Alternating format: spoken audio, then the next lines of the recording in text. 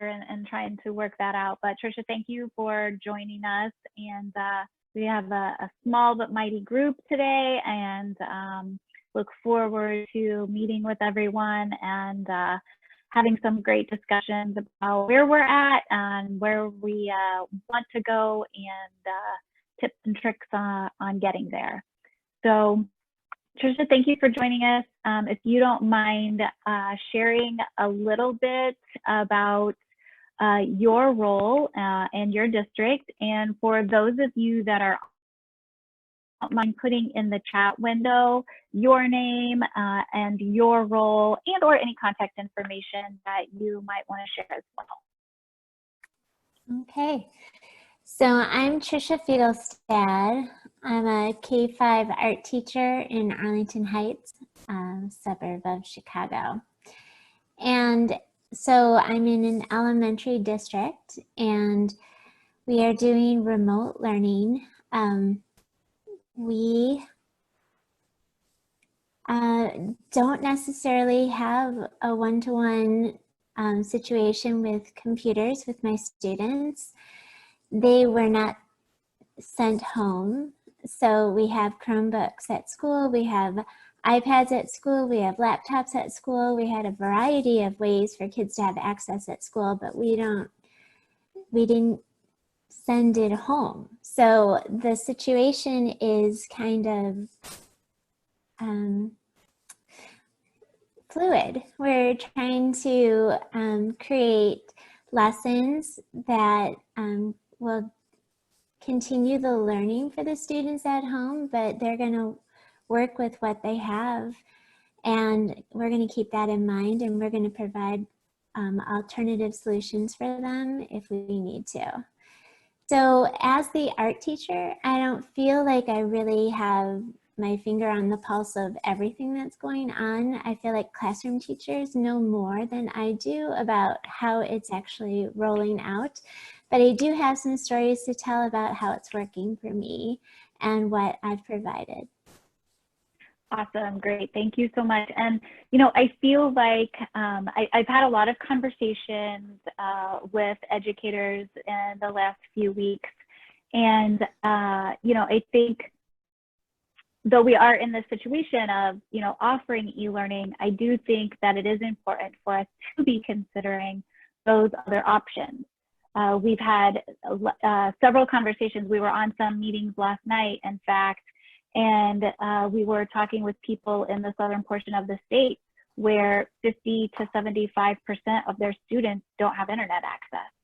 So, looking at what we are offering to students does need to include those other activities that may not be able to involve actual devices and those online tools and apps and resources that I think we kind of typically think about when we're thinking about e-learning.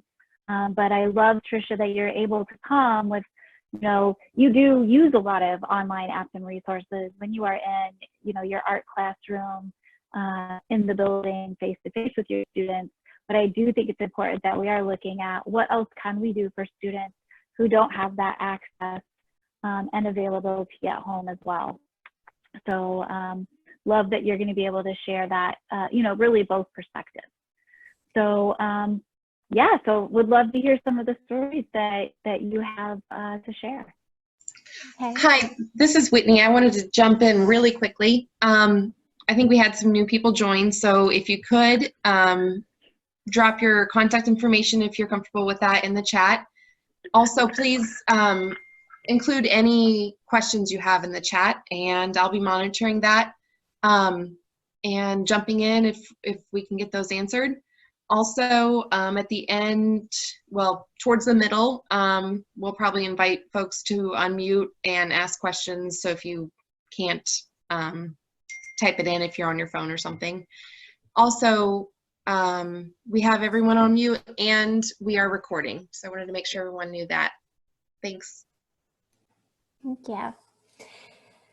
So some of the stories. So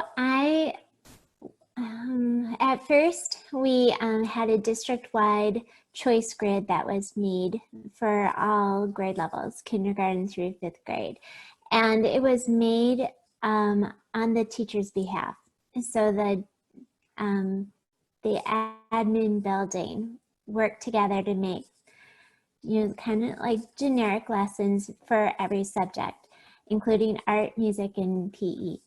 And so the kids spent the first 5 remote learning days going through the choice grids. And so through that process, they were getting a feel for what it would be like to learn from home while mom and dad were helping them. And that, I guess the expectations were different because we didn't know how that would go. And so it looked a little bit like practice, or maybe some, I really don't know how to describe it. It was things that were very open-ended. And so like for art, it was draw a picture of your favorite season. And I didn't really have any say in what those things were. And they didn't give any expectation to the students to even turn in their work. So it was just activities to keep them going and get them thinking about how it's going to work from home. And so yesterday was day number 1 of my lessons that I put together with the kids. And now they're on my projects, and so they're starting to turn them into me. We have, as an art teacher, I've always done Artsonia, which is a free way to share art and create digital portfolios with students, and it connects to their families. We can have video in there too. And so that was already established. And so all I had to do was give some uploading instructions. And that was something that I never was able to get my students to do from home before. I was always doing the bulk of the work for Artsonia. And because we have iPads in the art room, I was getting them to learn how to upload.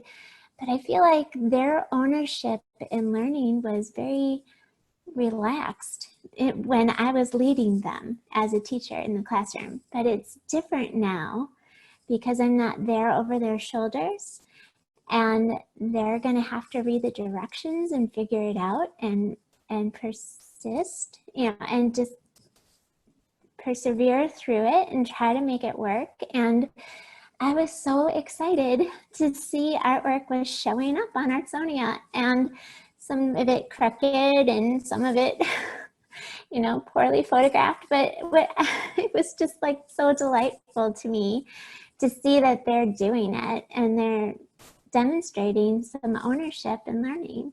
And now that they're actually also expected to show that they are demonstrating the content that I want them, to explore.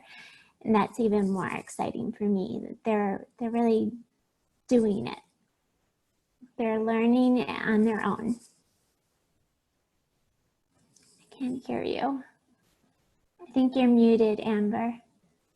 Thank you. You're right. I was. Thanks, Tricia.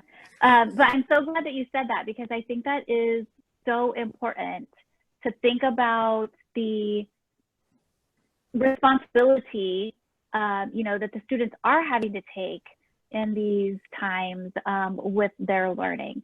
And I think that I know for me as a parent, that's a skill that I feel hasn't necessarily had very well.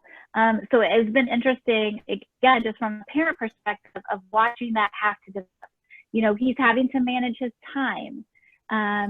He's having to, really read well the directions and be sure he's picking up on his email. And we're talking about all these organization pieces, just even to email. Hey, have you finished that email? Delete it or file it, and having those conversations has been incredible.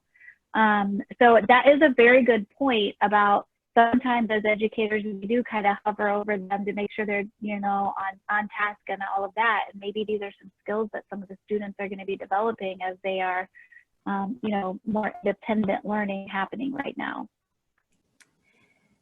So as an art teacher, I see my students once a week for 45 minutes, and the amount of time that I have with them is just really limited, and what we can accomplish in that small amount of time is usually small too. So my assignment for 5th grade was to explore 1-point perspective for a cityscape. And I was able to guide them through links to going to Google Street View and looking at the streets of Chicago and noticing how things are smaller in the distance and how you can find converging lines and a vanishing point. And in class, I would have done that too. So that didn't change, but they could explore it longer. They can explore more of Chicago this way if they wanted to. I was thinking that it's very self-directed in many ways. And then I had a tutorial for them to draw their cityscape in 1-point perspective. And I feel like it's developmentally, they're just at the beginning of being able to see that and understand it. And it's tricky. If I were teaching this in class, I would see which students are struggling and which students really need very little assistance. They understand it and they just want to go further with it. And we would be able to differentiate. But this, I felt, offered differentiation too. They could just take it as far as they can and demonstrate whatever they did understand.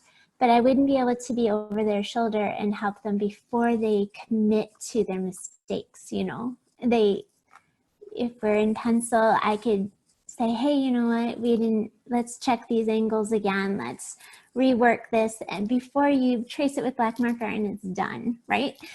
So I started seeing those get turned in yesterday, and I was wowed big time. And you can see on my Twitter, I shared it last night, by a 5th grader who did probably something that it would have taken a month for us to accomplish together in the classroom. She did in one night.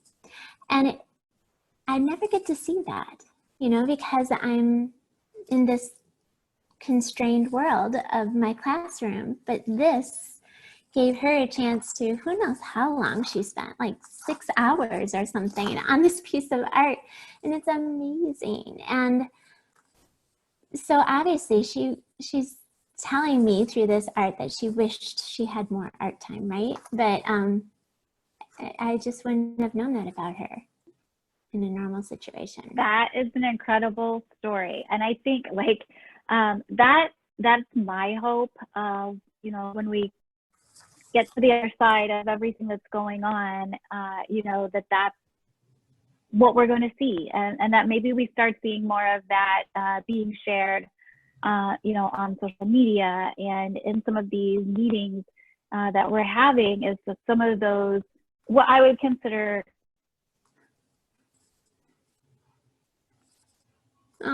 Did you leave? I think we lost her. Sometimes she bounces between hotspots. Okay. Amber, we lost you shortly, so you might have to repeat yourself. I know. I just was chuckling to myself when I saw that it disconnected, because I was like, see, because there you go. This is what happens when you can only depend on technology. Sorry about that. But definitely love those success stories. So I know, Whitney, you were looking something up before. Now my chat, everything on the chat disappeared for me now that I disconnected. Yeah, I'm looking up, well, I'm trying to find one of my old choice boards from when I taught. So that's what I'm looking at right now. Yeah, Tricia, somebody had asked, either Richard or Kevin, I believe, had asked for an example of a choice board. And I don't know if you do choice boards in art generally, or if you have a quick link that you could even share possibly in the chat window. So it's a new thing to me. It wasn't what I had normally done. So my district made a choice board, and I would have to go dig for a little while to find it. But it was every grade every grade and every subject. And so if you are in first grade on day 1, you would click on first grade in day 1, and it just opens up a Google Doc. And then the Google Doc, or, you know, it says, here's social studies, and here's your reading assignment. And, you know, it just, and then there was art, music, and gym, or PE. And then you just click in that section, and for that one day, you've got this choice, this choice, this choice. And as an art teacher, I normally only teach 1 lesson a week to my students. So this was like, hold it, how many ideas am I supposed to come up with a day? I don't know. So it's all kind of unclear still, and we're deciding actually today, and we're going to hear more about it after this meeting. I have a meeting with the art teachers where we're just like, what is our plan? Are we going to actually come up with a ton of lessons to offer every day? Or are we going to just stick with our one thoroughly thought through lesson that we normally do a week and make it accessible for students to be able to accomplish at home, that would be my vote. And I can make a tutorial video for the kids. I can help them figure out how to make it happen at home. That I feel comfortable with, but like coming up with 5, 6 ideas for one day, I don't know. So yeah, so well, as you were talking, a little earlier, I was thinking that at an elementary level, I think what could be very powerful is kind of like a project-based choice board. There's a couple of things that I like about choice boards, and I think one of them is giving the students essentially different options. So, if you've been in education for a while, you think about the old Flex, and then it went to RTI, but just kind of honestly that differentiated instruction model of, giving different options for students to complete a task. Maybe it is creating a video, maybe it's writing a story, maybe it's drawing or creating a model of something, but I've always had this vision that education would be kind of based on, kind of that project-based learning. Here's the overall content or, skill development that we're looking at. And then each grade level or, each content area is building on and creating activities or learning experiences that all relate to that. So let's say that you're studying the Civil War. What different types of choices and options could you as the art teacher give versus a reading assignment versus what the math teacher is doing all around the study of the Civil War, for example. That's a much broader kind of thought process for what we're talking about. I would love to see that happening, but on the smaller level, those choice boards are really, I suppose, just looking at differentiated instruction. And to your point, Tricia, if you think about, that student that spent all of those hours doing that, how awesome for her if in other areas she was able to create like that and use her passion, to show what she has learned in reading or math or social studies. Whereas me, if I would have been given an assignment to only be able to use my artistic side, I would have potentially been in panic because that's not my area of confidence. So having the option to, maybe I would have written mine instead of drawn it out, that idea, I think, is what we're kind of talking about in regards to a choice board. Okay, I get it. So one thing that I was thinking about trying to add in were creativity challenges, and I haven't really figured out how to fit it into the scheme of things. But Monday was the last day of district level curriculum and gearing up towards the teacher directed work that we were going to offer on Tuesday. So I had a draw along, like a live YouTube thing set up, which didn't end up being interactive because when you set up a movie in YouTube for kids, you turn off the comments in the chat. So it was just, it could have been a pre-recorded video, as I could have fooled the kids. But anyway, I did a creativity challenge live and had advertised it ahead of time, sent it out in newsletter, tweeted about it, and about 100 kids joined me. And what we did is we did the Scribble Challenge. It's something that Kim Darche had taught me through her creativities lessons that she had done over the summer. A couple of summers ago, she had a different creativity or activity challenge every day. So the Scribble Challenge was something that we could I could demonstrate really quick. You scribble, then you transform your scribble into something that you see in the scribble, and then you can take it as far as you want. You can color it if you're done, whatever, and then take a picture and share it with me on Twitter, where I could react to it, respond to it, and even upload it to Artsonia, which was brand new to them. They didn't even have the directions for how to upload to Artsonia from home yet.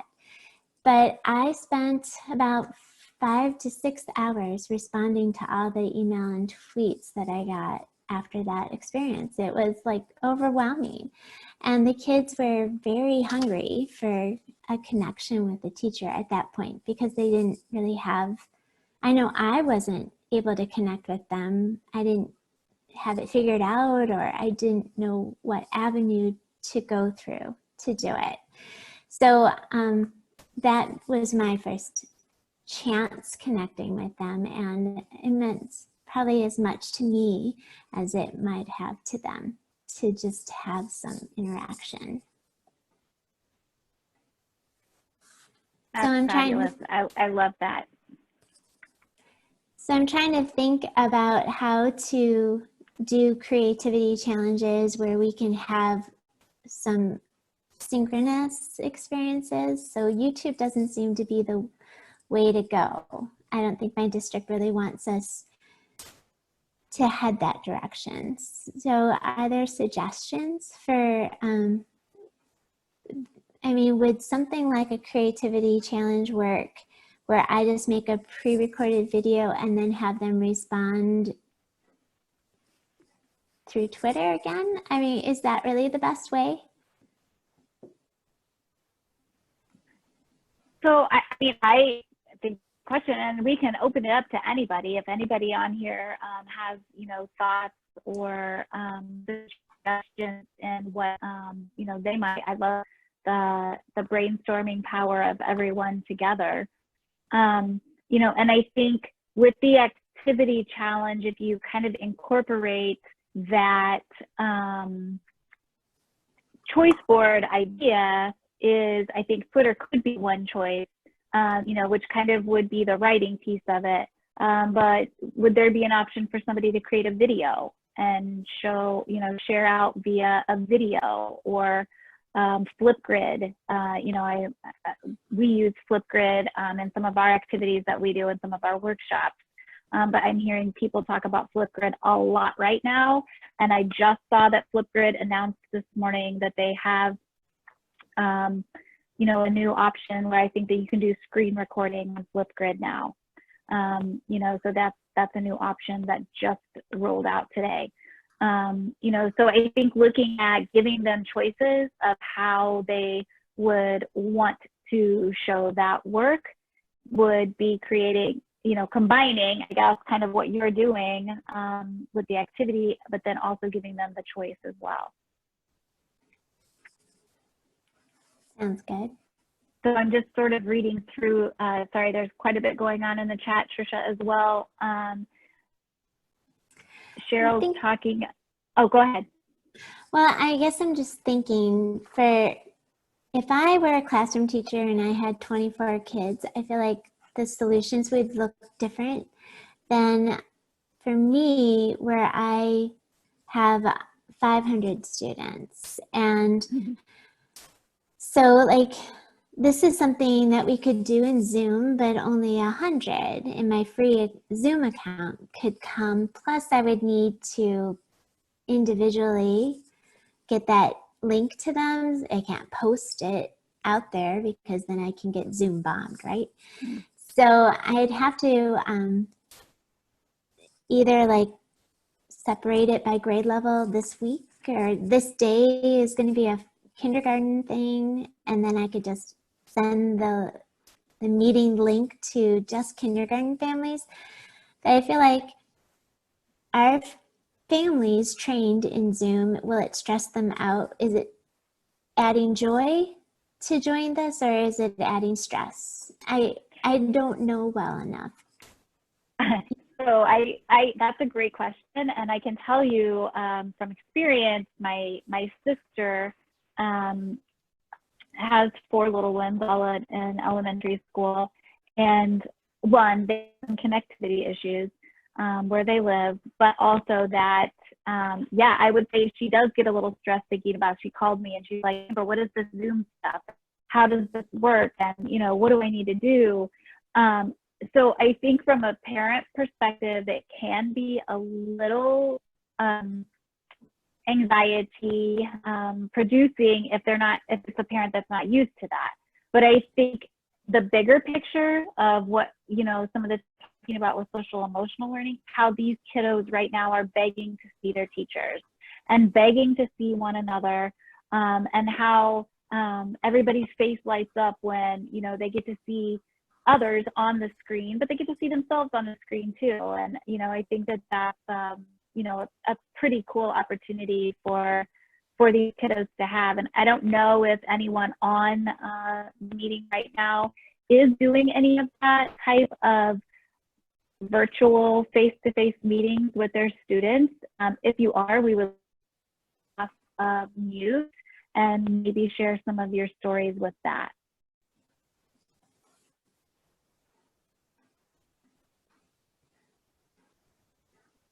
Jeremy, I see you on there. Have you done any virtual meetings with your students?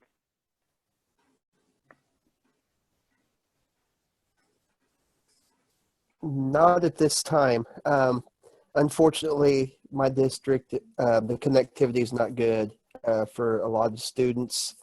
I was talking with another teacher today that told me that kids can get Google Classroom on their Xbox and PlayStation 4s because it's a browser. So I know a lot of kids that game that don't necessarily say that they have a good internet connection. So we're going to be having that discussion today with a couple other teachers and see what we can do with that. But I would love to get to a point where we could do a regular scheduled Zoom meeting per week, but it's just not looking like it's going to be at the district where I'm at now.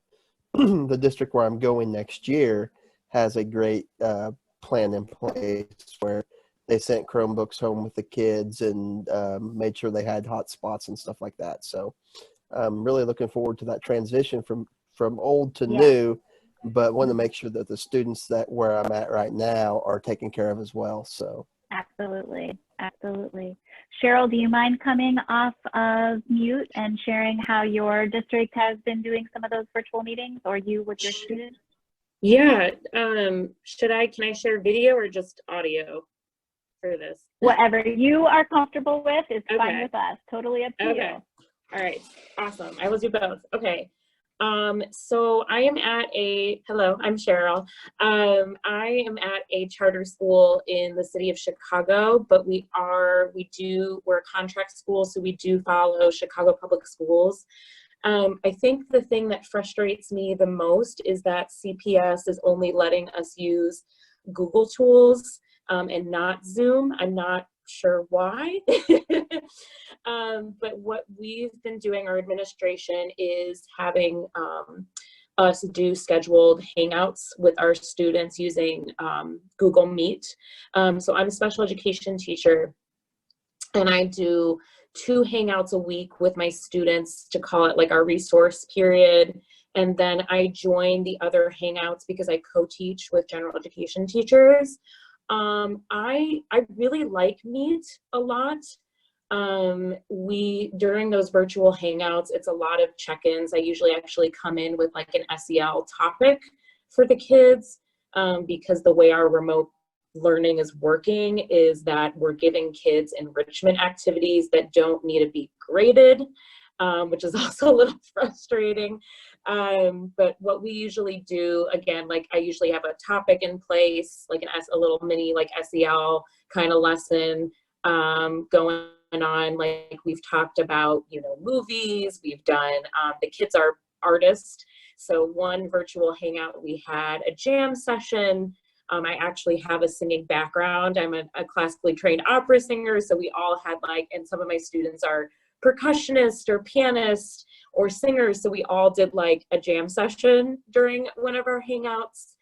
I've actually been in contact on Twitter with famous celebrities such as Nia Vardalos from My Big Fat Greek Wedding, Krista Burnoff, who's the head screenwriter of Grey's Anatomy, and they've been giving writing prompts to us, which has been it's amazing. I did not expect any of these celebrities to chat and reach out, so it's just been amazing, and the kids are so excited, especially they love Grey's Anatomy, and some of them want to be screenwriters, and these celebrities are letting the students submit, their work anonymously. So like I've been the contact person, so I've been like sending student questions and everything. So it's been awesome. It's just great. And I've been collaborating with my co-teachers on this too, especially the English teacher that I partner with. So we've been using a lot of these prompts that celebrities have been giving us to practice writing skills. I think the biggest concern, which IDEA Chicago chapter, which I'm a part of, has been phenomenal, is that the Google Meets, there isn't a lot of security features, because some of my students think it's funny to mute others in the meeting or try and kick people off. I reached out to Google Education, and members of the Chicago chapter have been super helpful for this, that apparently Google is doing updates, I think, in the next 2 to 3 weeks and adding in extra security features. The issue that I'm struggling with is at my school, I'm now the unofficial tech director because our tech person left. So I don't have access to, because Google was telling me that I guess through the administration login or codes or something like that, there's a certain release track, I think, that would tell us when we're getting these updates. So I emailed my administration this morning saying here's what I found out. Can one of you check these, the administration login, or did our former tech director leave it or something like that, so that we can figure out when we're getting these updates. I think that's just been the only concern or when teachers like myself or my colleagues log off of the meeting, the Google Meet generates a code. And we've heard from parents that students are logging back on and meeting without a teacher, on the Hangout. But I do really like Meets. I kind of wish we could use Zoom, but we're being flexible, and I'm hoping those security features come soon. But I've had great success with Google Meets, and the kids are just, we're trying to get more kids motivated to do these virtual hangouts, and I think these connections with the celebrities have been awesome. And I'm sorry, I'm talking way too much, but it's been awesome. So no, you're not at all. I love that story, and I can tell that you're so excited about it. So that is so cool. That's incredible. I did, and you are correct, those 2 features that you mentioned, So many people were concerned about that and having the issue. And that's one of the great things about Google is they really do listen to the feedback. And you are right, in domains, it does roll out every once in a while. In some of those features, you do have to go in on the administrator side and turn on or off, you know, whichever is needed. But I did put an update in there to those two particular situations. Those are new updates that have been taken away or adjusted to the way that we would like for it to be. So I see that we also, or was it you, Cheryl, that was talking about Loom? Yeah, so what I've been doing, that's another thing. So it's not a like virtual meeting. What I've been using it for, because I still do have students that don't have complete access to technology, is I've been sending weekly video messages to the families and students each week using Loom. I actually like it more than Screencastify because you can film your screen and also yourself. So when students are watching it, like they'll see, like right now I can see my face in the corner down here for Zoom and see your screen and see you. That's what Loom is like. And I really like it because I can copy and paste. It generates a link in your Google Drive, I think. And you can copy and paste that link into an email. And they don't need, I mean, you can add in a password if you really want to, but you can just click on the link and the person who's viewing the video can remain anonymous. Because when I get a notification like anonymous is viewing your video. So I really like it. It's easy to share. And it's so easy. You can also, Screencastify, I haven't used in a while, but I think you can do the same thing, like trim the video and all that. But it doesn't, I haven't made a video though longer than 10 minutes, but I don't think Loom has a specific time frame. Don't count me on that though. I don't know. I only make like very short videos and I send them out with like a weekly message to my families and students on my caseload. And I've gotten really great feedback about that. And my colleagues and I have also made lessons as well, or we've had students share things on Loom and send them to us. I think when we were talking about like students sharing things, I think that's a great tool to use because again, you can see the student's face like we are now, and you can see their screen. There is an option if a student is uncomfortable, like, you know, staring at themselves in the camera, they can hide that, or they can drag the camera around and put it in the corner, or they cannot use the camera at all. So there are different options with Loom. So you could just like record your screen or screen and yourself. And it's been nice. And I've gotten a lot of feedback, especially some of my students who have a lot of anxiety right now. They're like, oh, it's so nice to see your face and, you know, not just a screen. So I really like Loom. It's free. And I've made now like at least 10 to 15 videos and I still have a lot of storage. But they're both good tools, so.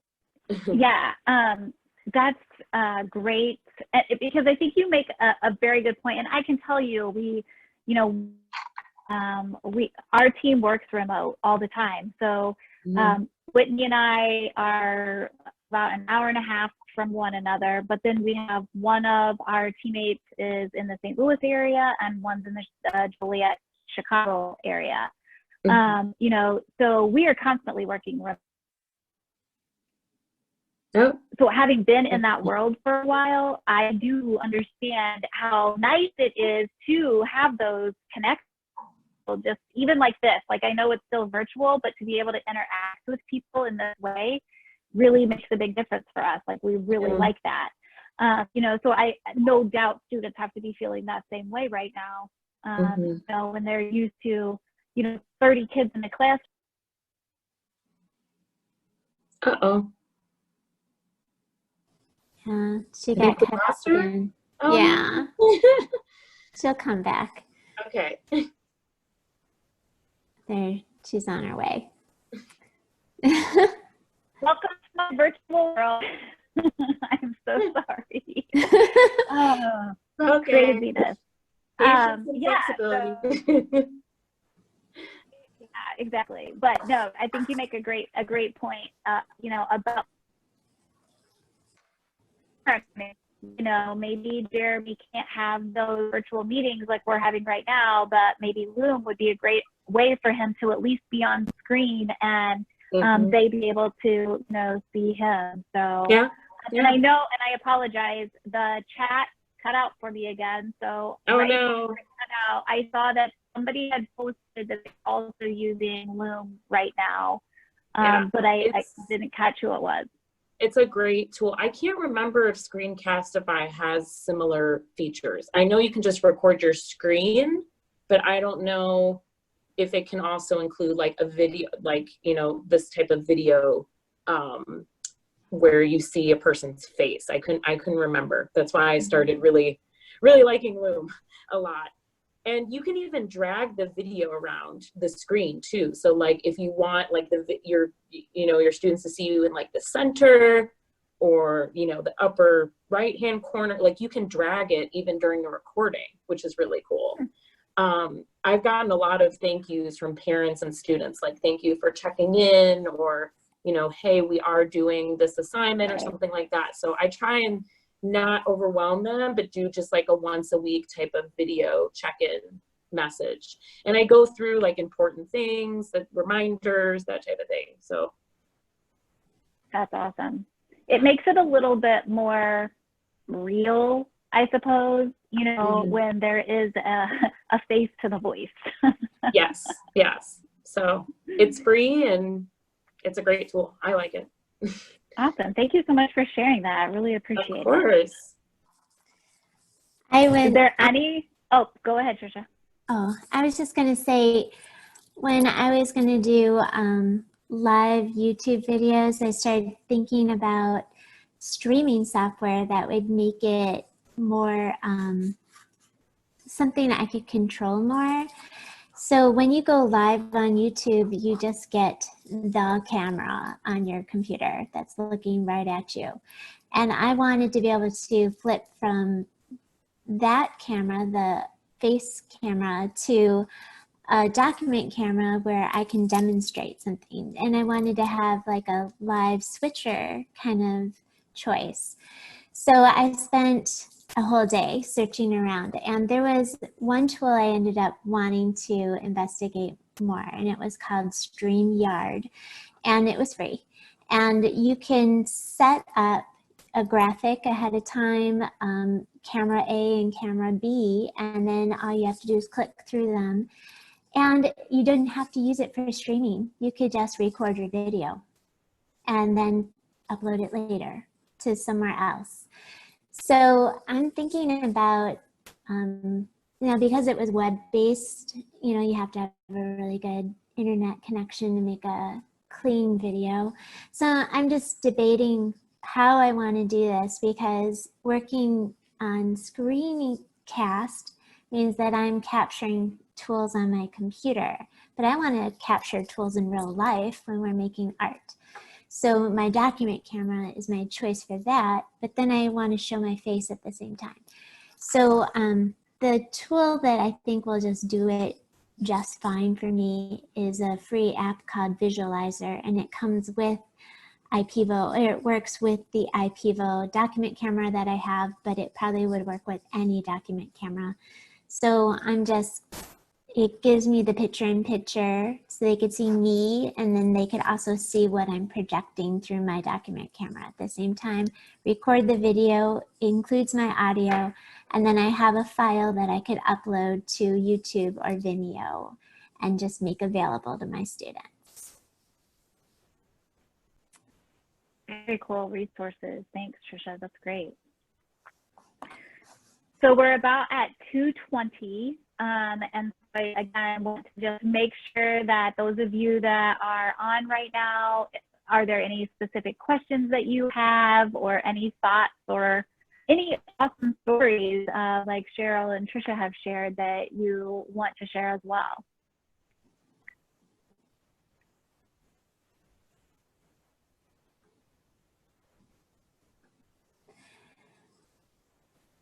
until somebody jumps in, I could tell another story. An upcoming thing is going to happen for my students that make videos. I have a Fugleflix club where students create movies that are art related. So they're student created art related movies. And this year they got together and they made an environmental themed movie with art embedded in it. And we entered it into the One Earth Film Festival, and that was actually screened in Chicago at the Gene Siskel Theater on State Street. It was very cool. So we were there, and the kids came. They got to receive they won first place in elementary, so it was super cool. And saw their work on the big screen, and then school shut down. And I thought, okay, well, I'm really glad they had that experience. But the next film festival that we were hoping to be in, I just assumed would be canceled, but we found out that they're gonna try it and they're gonna just do it online. So now they're all in the midst of trying to decide if they're brave enough to join a online film festival where they'll have to probably use something like Zoom and present their work and talk about the movie making process and be more interactive than just somebody who sits in the theater. So it's going to push them a little further and out of their comfort zone, but very, very cool experience. That is incredible. Is there going to be like a link where it's going to be like open to public and other people can watch it? Yes, they're going to stream it live. At the time, it's from the Schaumburg Prairie Center of the Arts, and it's called Screen Test Film Fest. They have a high school version, and then they have the junior version. And this year, their junior version is kindergarten through 8th grade. It had always been like 5th through 8th grade. So they've opened it up even wider for the little ones.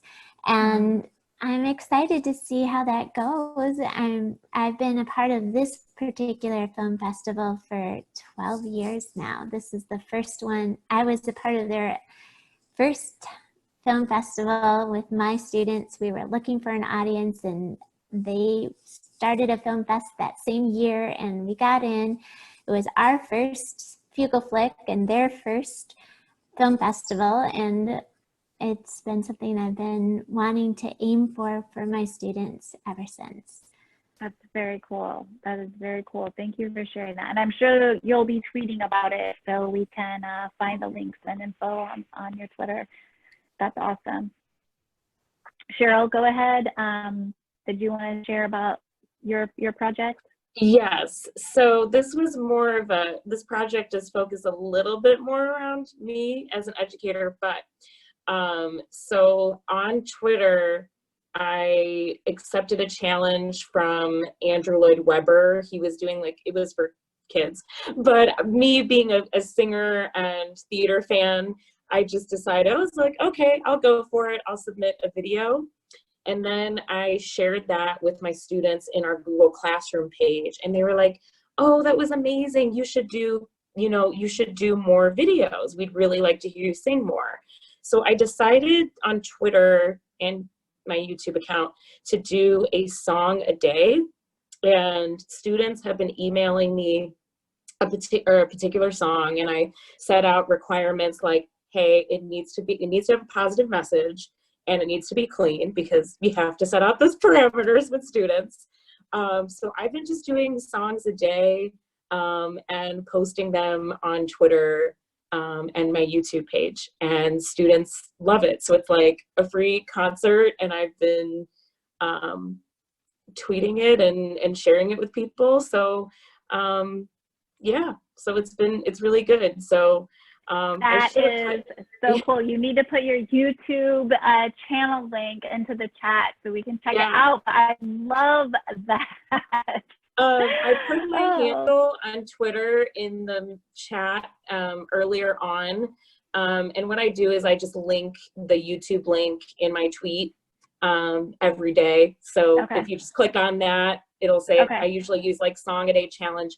And I try and do songs too where the artist is still alive and tag them. Like I did I'll Be There by the Jackson 5, and Tremaine Jackson responded, and Randy responded. So like I try and like do songs. I told the students, I'm like, can we do current songs, or, you know, because they're so well-rounded in music or theater, and they know all these professional artists. Right. So they've been emailing me through my school email being like, hey, can you sing this song and that song? And my colleagues have been emailing me too. So it's great. So if you have a request, I post a song a day, and I can put in my school email too. So, or you can just direct message me on Twitter. I always respond. That is so cool. And what a fun experience for the kids, you know, the students to engage with you in that way. So that's so cool. Oh, yeah. I think Tricia just put it. Yep. Thanks, Tricia. You're welcome. Oh, that's so cool. Thank you for sharing that, Cheryl. All right, well, we have just about 4 minutes left. So I am gonna put a link to the PHs into the chat window as well. So feel free to access that and get your professional development hour for joining. And again, please, feel free to join us tomorrow. We'll be meeting again tomorrow